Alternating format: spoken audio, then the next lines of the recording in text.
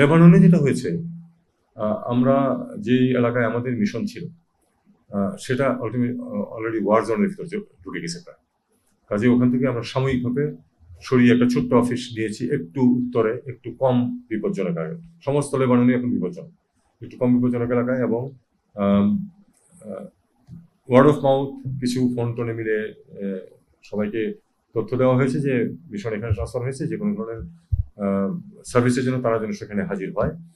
এখন আমরা জানি যে এক্সাক্ট সংখ্যা, এক্সাক্ট অ্যাড্রেস কিন্তু আমাদের কাছে নেই।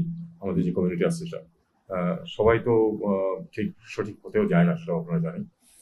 কিন্তু আমরা এখনো ইভাকুয়েশন ওই পার্সে শুরু করিনি। কিন্তু এগুলি নিয়ে কিছু কথাবার্তা হয়েছে আইওএম এর সাথেও। আপনারা জানেন যে সাধারণত যখন আইওএম ইভাকুয়েশন যখন প্রয়োজন হয় তখন আইওএম সহায়তা করে। তাদের সাথে প্রাথমিক কথাবার্তা বলা হয়েছে। আমরা দেখছি এখনো পরিস্থিতি, এখনো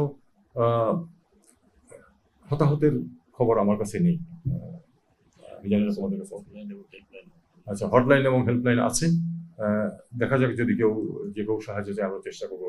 যুদ্ধ পরিস্থিতির মধ্যে দিয়ে যতটুকু সহায়তা করা সম্ভব আমরা সেটা চেষ্টা করবো। এবং যারা রিপেট্রিয়েট হতে চাবেন, এখানে একটা কথা আছে কিন্তু, আপনি কিন্তু অনেক দেশ যেমন কোনো সমস্যা হলেই সঙ্গে সঙ্গে সবাইকে তুলে নিয়ে যায়।